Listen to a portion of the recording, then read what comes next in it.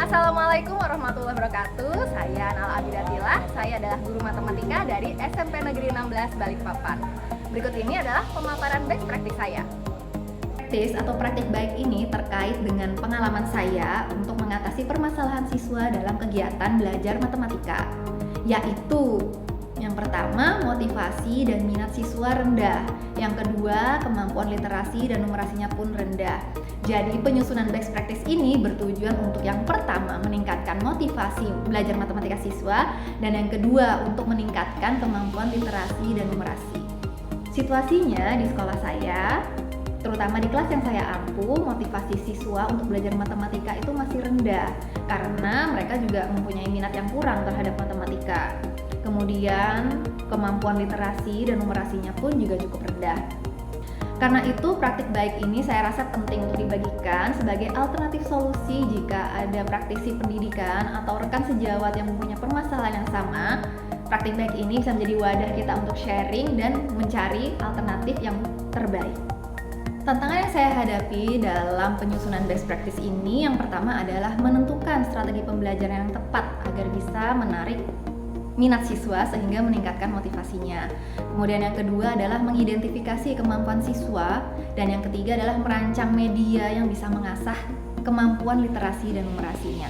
Beberapa aksi yang telah saya lakukan untuk menghadapi tantangan tersebut, yang pertama adalah saya memilih menggunakan model pembelajaran berbasis masalah dengan pendekatan TPACK untuk meningkatkan motivasi dan minat belajar matematika siswa.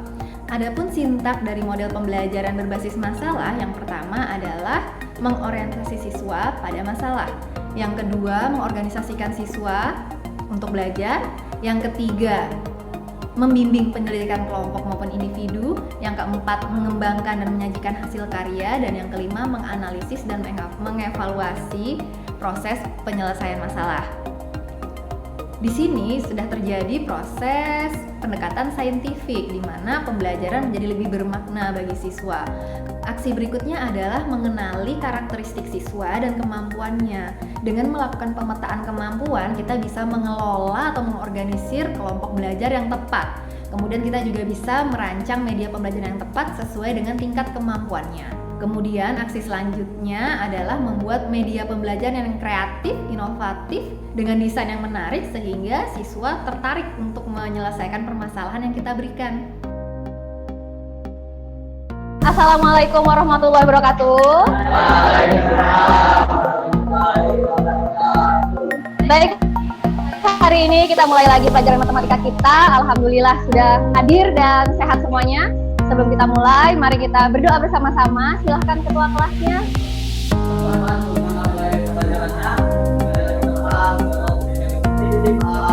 Oke, yang nggak masuk hari ini berapa orang?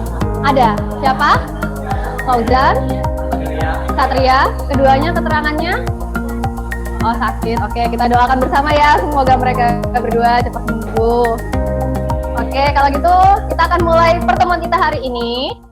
Kemarin kalian sudah Ibu bagikan bahan ajar ya? Tentang apa materinya? Oke, kesembangunan bangun datar. Silahkan perhatikan slide. Sebelum kita masuk ke kesembangunan bangun datar, kita membicarakan dulu materi sebelumnya. Apa? Kekongruenan. Oke. Kemarin contohnya seperti ini ya. Bangun datar yang kongruen, kemarin syaratnya apa? Coba angkat tangan yang tahu jawabannya. Bangun yang kongruen adalah bangun yang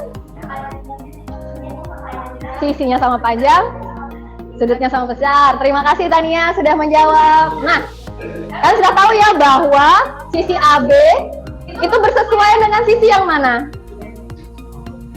Sisi AB bersesuaian dengan sisi JP atau RS. Oke, benar, karena bangun kedua bukan rotasi dari bangun pertama ya. Berarti panjang PQ ini berapa? Oke, sekarang kalau misalnya kita bandingkan AB dengan PQ, berapa perbandingannya? Angkat tangan. Ya, Raga. 1:1, ya betul. Jadi ternyata bangun yang kongruen itu perbandingannya adalah 1:1. Sekarang Untuk menyelesaikan kesebangunan nanti, kita membutuhkan perbandingan senilai. Ada yang masih ingat perbandingan senilai itu seperti apa? Ya, kalian lihat Jaslan tadi, itu perbalik nilai. Jadi kalau yang senilai, antara dua besaran yang apabila salah satu besarannya meningkat nilainya, maka besaran yang lain pun mengikuti meningkat juga. Contohnya nih, kayak banyaknya bahan bakar yang dibutuhkan dengan jarak yang bisa kita tempuh. Misalnya kita butuh 1 liter bensin untuk berangkat ke Samarinda. Kalau misalnya kita berangkat lebih jauh lagi, bensinnya lebih banyak atau lebih sedikit? Nah, itulah namanya perbandingan senilai. Ini ada contoh soal perbandingan senilai, coba diperhatikan dulu. Ya, jadi kita tulis dulu ya yang diketahui. Jelas ya? Banyak pertatung 1 liter itu bisa menempuh jarak 10 km. Sedangkan kalau berapa liter jaraknya bisa 40 km, gitu kan ya? Tahu dari mana? Oh, pintar ternyata ya. Iya. Ya, jadi hari ini ya yang akan kita pelajari adalah tentang syarat bangun datar yang sebangun. Kalau kemarin yang kongruen, sekarang yang sebangun. Kemudian yang kedua, menentukan panjang sisi yang belum diketahui pada bangun datar yang sebangun. Setelah panjang sisinya, kita cari juga besar sudutnya. Yang terakhir yaitu kita menyelesaikan permasalahan kita sehari-hari yang berkaitan dengan konsep kesebangunan. Terus manfaatnya apa sih mempelajari ini? Ada yang tahu? Banyak manfaatnya. Kalian bisa mengetahui panjang, tinggi, jarak benda dengan mudah dalam kehidupan sehari-hari. Entah kalian mau ngitung tiang bendera, mau menara Monas, mau jembatan, bisa kalian hitung dengan konsep kesebangunan ini. Kemudian kalian juga bisa membuat miniatur produk arsitektur dengan proporsional. Supaya bangunannya asli, kalau dimarketkan jadi proporsional itu bagaimana caranya? Ya di kesebangunan inilah kita pelajari. Kita juga bisa mendesain bentuk-bentuk yang artistik menggunakan konsep kesebangunan ini. Oke, kita masuk ya. Nih, silahkan dibaca dulu. Ibu punya masalah di sini. Ada yang punya bayangan bagaimana menyelesaikan masalah ini? Angkat tangan, Jaslan silahkan. Dikali terus dibagi. Apanya? Ukuran. Oke, terima kasih. Yang lainnya bagaimana? Ada gambaran nggak? Kira-kira itu kertasnya bentuknya apa sih? Persegi atau persegi panjang? Kalau gambar fotonya, katalognya? Persegi panjang juga. Nah, ternyata di sini ada 2 bangun. Yang kalau misalnya kita identifikasi entah mereka antar sebangun atau tidak, bisa kita selesaikan masalah ini. Berapa sih panjangnya kalau ternyata mereka sebangun? Tuh ya. Oke, sebelum menyelesaikan masalah ini, Ibu akan menuntun kalian dengan memberikan kalian lembar kerja kelompok, dikerjakan secara kelompok.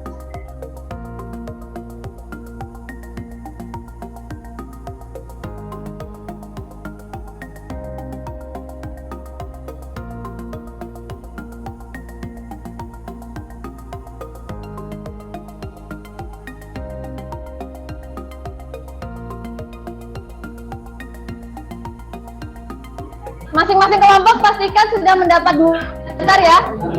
Jangan lupa ditulis nama bangun datar yang kalian dapat itu apa.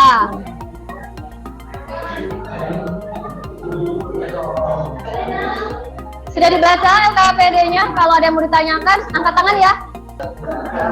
Apakah LKPD-nya jelas? Oke, Ibu kasih waktu 15 menit untuk mengerjakan ya.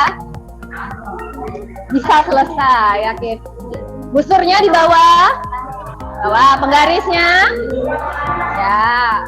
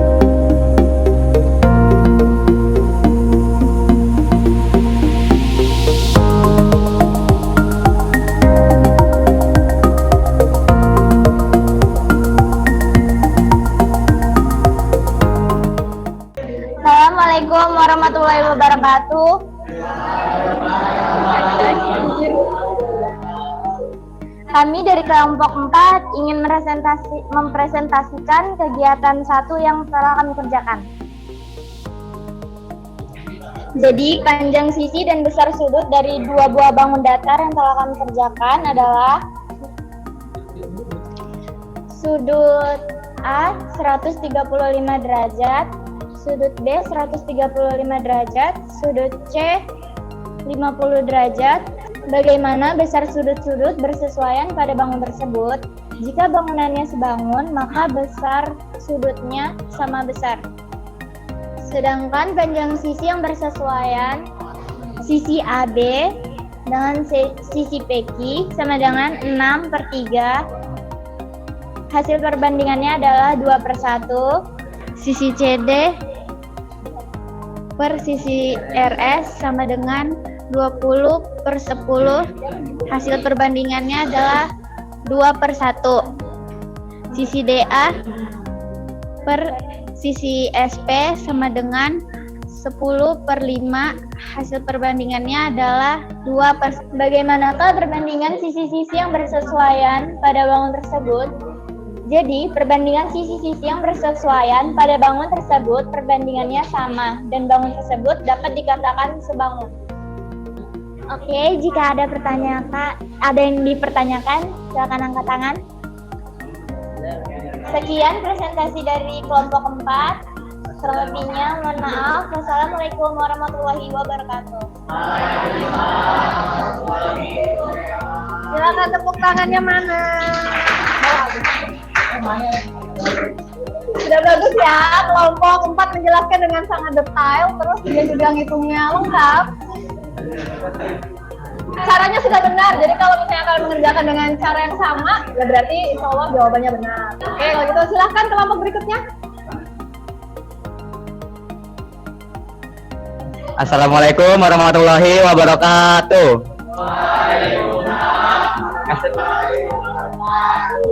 Kami dari kelompok 2 ingin menjawab soal dari kegiatan 2. Dari kegiatan 2 kita melihat gambar bingkai dan foto yang sedikit kekecilan dari bingkai sehingga di soalnya terdapat soal diketahui foto dan bingkai sebangun jika sisi kanan dan kiri masih tersisa bagian bingkai sebesar 2 cm. Berapakah panjang foto dalam bingkai tersebut? Diketahui panjangnya adalah 40 cm, lebarnya 20 cm, kan? Yang ditanya adalah panjang foto dalam bingkai. Jawaban jadi yaitu yang tulis 20/40 sama dengan 16/x. 16 didapat dari 20 dikurang 4 karena di sela-sela bingkai memiliki selebar 2 cm. Setelah itu 20/40 dibagi, disederhanakan hingga menjadi 1/2 sama dengan 16/x. Jadi 16 dikali 2 sama dengan 32, sehingga hasil dari bingkai dari foto panjang foto dalam bingkai adalah 32 cm.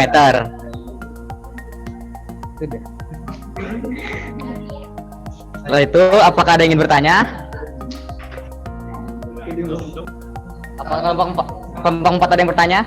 Sini.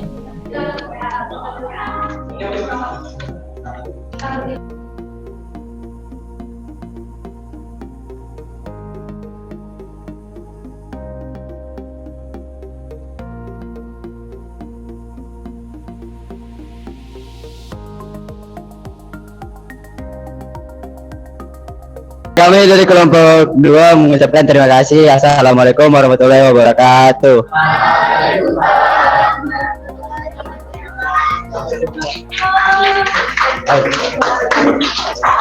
Terima kasih kelompok 2 sudah melaksanakan presentasinya dengan sangat bagus, bahkan bisa memberi inspirasi ya. Jadi ketika mengerjakan perbandingan senilai, ketika bisa disederhanakan, ternyata lebih mudah untuk melanjutkan ya. Terima kasih Jaslan dan teman-teman. Oke, kegiatan 1 dan 2 itu sudah bisa menyimpulkan tentang kesebangunan. Jadi ada yang bisa menyimpulkan ya juga apa yang tidak. Walaupun ukurannya berbeda, besar sudutnya tetap sama. Oke, ada lagi? Dengan bahasa yang lain boleh? Jadi benar ya, bangun dasar yang bangun adalah bangun yang pertama mempunyai apakah sisinya sama panjang? Perbandingan sisinya yang sama panjang, satunya besar sudutnya juga sama ya. Jadi perbedaannya adalah itu ya. Setelah ini juga ibu akan posting di Classroom tentang refleksi pembelajaran kita hari ini. Tolong diisi ya. Ya, terus itu ada yang bertanyakan lagi? Sudah jelas semuanya? Oke, kalau nggak ada silakan duduk yang rapi. Ketua kelas tolong pimpin doanya. Kita akhiri pelajaran hari ini. Berdoa dengan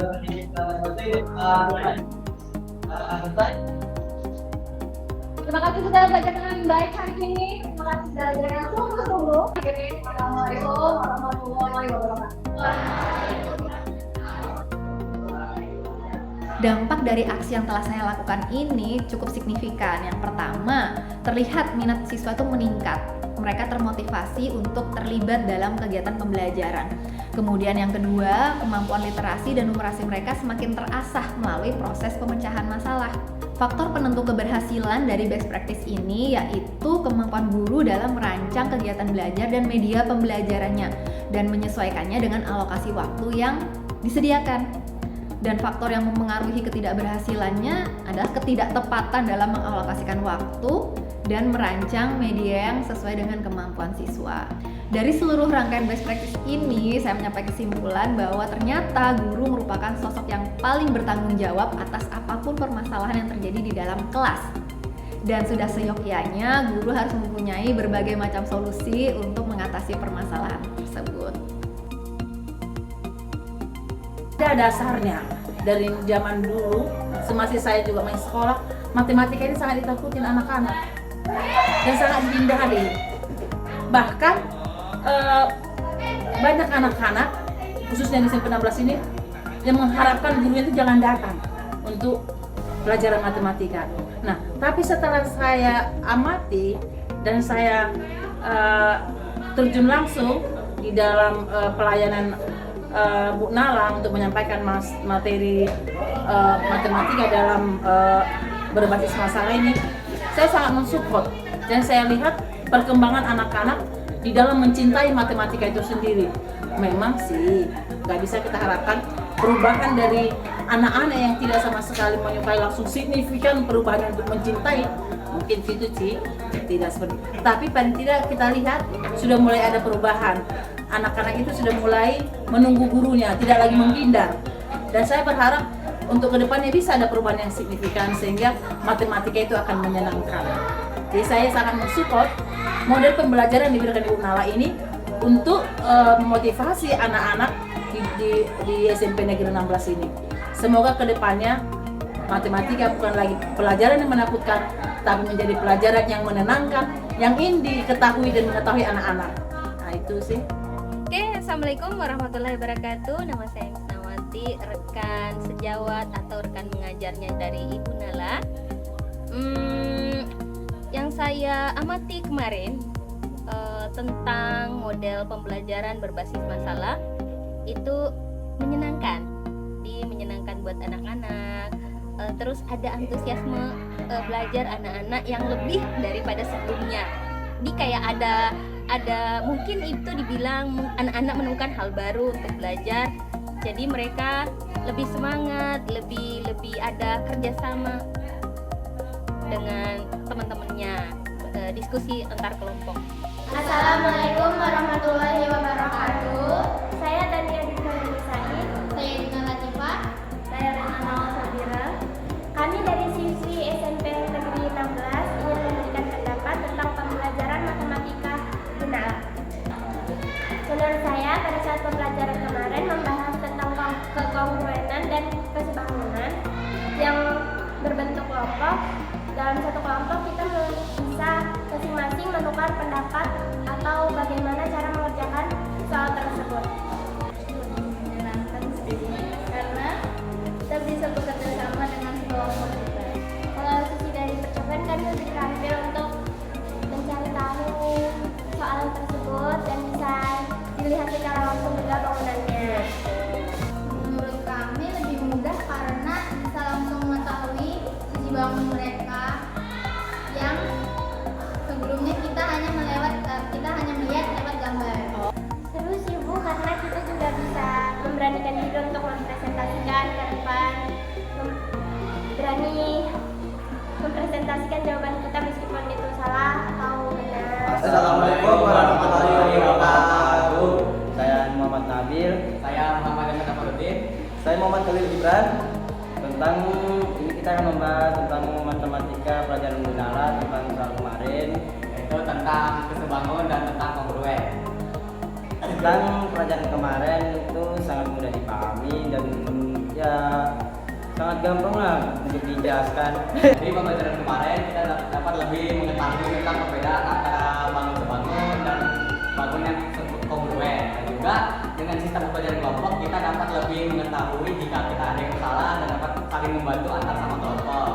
Dan juga dalam pembelajaran kemarin kita juga dapat menjelaskan materi-materi yang telah kita kerjakan ke teman-teman yang lain agar dapat lebih mengerti. Pembelajaran yang menggunakan proyektor dan juga menggunakan presentasi itu kita dapat lebih gampang dalam memahami karena guru langsung dapat menjelaskan lewat proyektor. Namun Dalam presentasi kemarin terdapat pertanyaan-pertanyaan yang agak mudah dipahami masuk lewat kotak. Yang saya pantau sampai saat ini dari bulan-bulan terakhir, perkembangan nilai matematikanya Tifa bagus, matematikanya bagus. Saya lihat juga dia sampai malam masih bisa ngejar kerjakan tugas matematikanya. Ya alhamdulillah, kerja sama murid sama gurunya baik.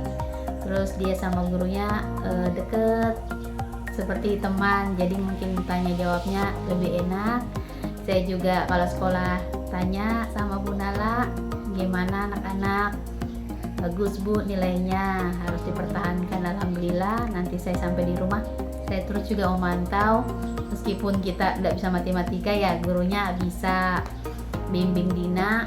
Sampai sejauh ini alhamdulillah nilainya cukup memuaskan, tapi ya tidak puas juga sampai di sini, sampai hasil terakhir nanti sampai ujian. Mudah-mudahan nilainya memuaskan. Kalau untuk matematika ini kan sampai dipakai masuk SMA nanti masih dipakai, mudah-mudahan terus sampai ke depan lebih baik lagi nilainya.